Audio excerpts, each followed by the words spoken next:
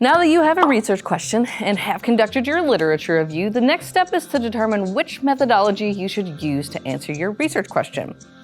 In communication studies, we historically work with three methods: qualitative, quantitative, and critical or rhetorical.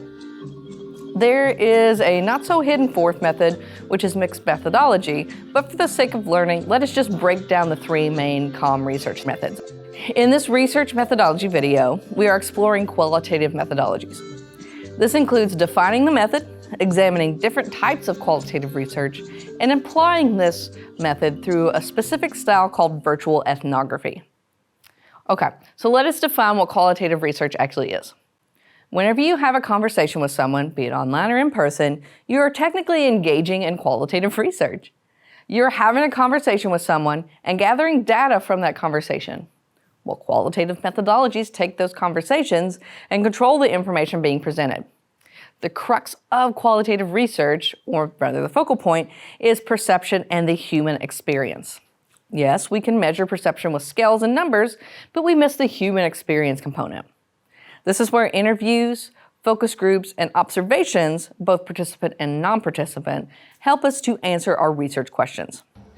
Let's take my Disney World ersatz experiences in EPCOT as an example. If I have conversations, either through interviews or focus groups, I can get a better understanding of how people feel about the World Showcase experience from their own words. With these words and conversations, I can then start to notice patterns of what people are saying. Are they really into the rides? Do they like the food? Is it too reliant on stereotypes? With the qualitative method, I could also venture to EPCOT's World Showcase myself and observe how people move and react in these countries. I could also participate myself and see what I do while simultaneously observing and interacting with others. If I just presented my participants with a scale on perception, I would be lacking the specifics and the human experience, including the specific words that people use, and seeing the things they actually do in those spaces. There are three types of qualitative research I want to address here: interviews, focus groups, and observation. In an interview, you would compile a specific set of questions that you would ask a number of participants. The questions should be related to the variables, or the things you hope to discuss or research. The purpose here is to get people talking about their lives, experiences, and opinions on things. So the questions should always be open-ended and encourage conversation, so avoid yes/no questions. A focus group does something similar to an interview, but with more people at once.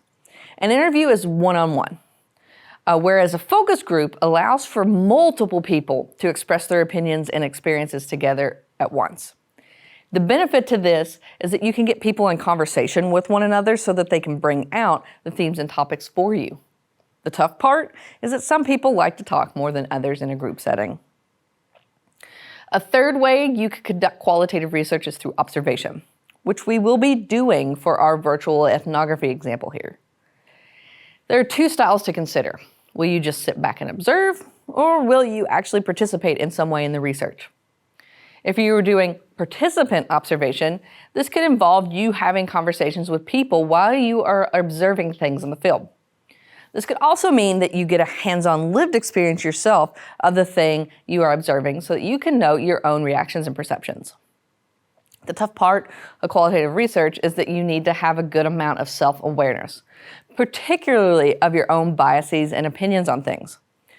Researchers need to show a lack of bias, but let's be honest, it's there.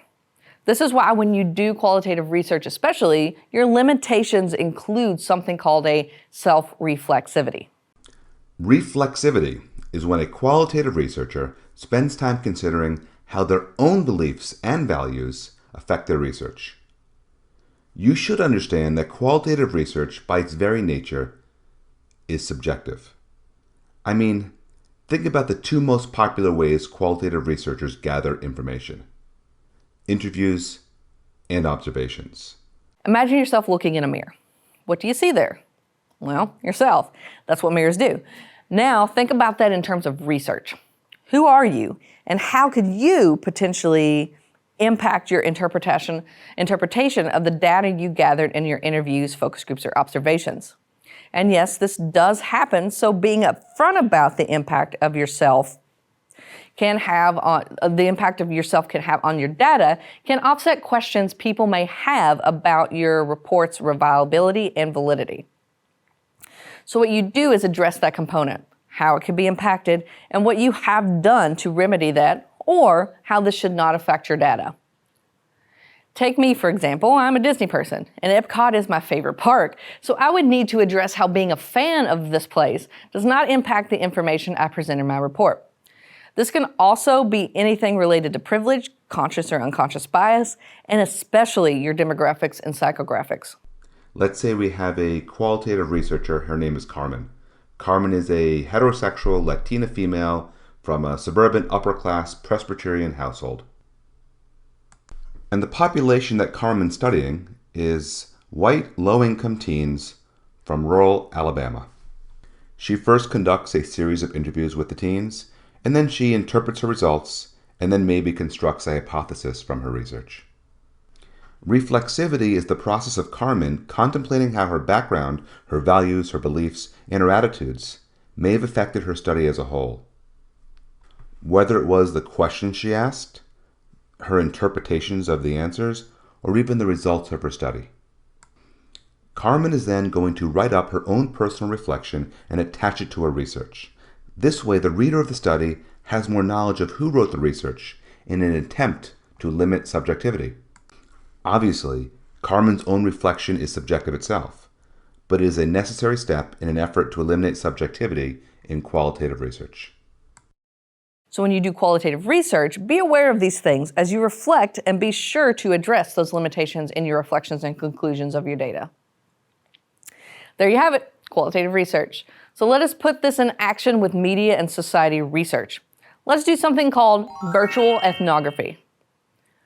Virtual ethnography is a component of observation research, except instead of observing things in real life, you're observing things, well, virtually or online. For these purposes, we are going to do non-participant, meaning we are not going to engage or post ourselves about a topic. Though there are benefits to doing that, we're going to just sit back and see what others are saying. Whatever your research question is, you would then decide which social media platform would work best for you. Since we're doing a simple one-shot virtual ethnography here, you only want to look at one social media platform. Yes, there are benefits to comparing and contrasting across multiple platforms, but our objective here is to introduce you to research and critical thinking. So we're going to just focus on one. Repeat, only look at one social media platform for this. Don't overwhelm yourself. That's for your big research class later, or in your master's or dissertation thesis, if you're thinking about graduate school. So we have chosen our one social media platform. Now we need to determine key search terms to use. Make sure that you use terms that match specifically to your topic and write down what terms you use. You want to report this in your methodology section in your research report. Also, be sure to report the date and time you conduct your search and how many posts total you observe, which you will report as your N or participants in this sense. Now, keep a journal as you go down posts. Write down patterns you notice and how many of those posts fit within that pattern. So if you see a lot of posts are using memes, GIFs, or pics, use that as commonalities you notice. Make sure you tally how many use them, and make sure you are writing notes about the types of things being used, as this will come in handy for your report as well. There's your first point to discuss in your report. Then you can also bring specific posts that you found to back up your claims regarding these patterns, and also connect them to the things you found in previous literature. Literature review. Does this match what previous literature says? Note that. Does it not? Then that's super interesting. Note that and give a potential explanation why. Generally, I would say look at around 50 to 75 posts for this. That way you can establish a stronger pattern inference. For this portion of the Triskelion project, you only need 3 patterns, so 50 to 75 posts should help you get there easily. Finally, you want to conclude by engaging in your self-reflexivity and limitations and how this methodology has helped you answer your research question. What worked well, what didn't. If this method did not provide a clear answer, have no fear. Your grade is not, I repeat, not connected to whether this method worked for you. Your grade is on whether you can do the method and report on it. Knowing something did or did not work is part of the Triskelion project. So make sure you note and reflect on why that is, because it will come in handy for your final in the class. One last note here, you do not need to cite every post. You are reporting your total in your methodology section. You only need to cite the posts that you directly reference in your backup. So you should look at having around 6 to 9 social media posts to cite here in your references. In APA, be sure, as well as the materials from your literature that you reference in your backing and explanation of your results. We always start off an APA citation the same way, with the author information. APA style states you must start off with the author's last name first, followed by the first initial and the second initial if given.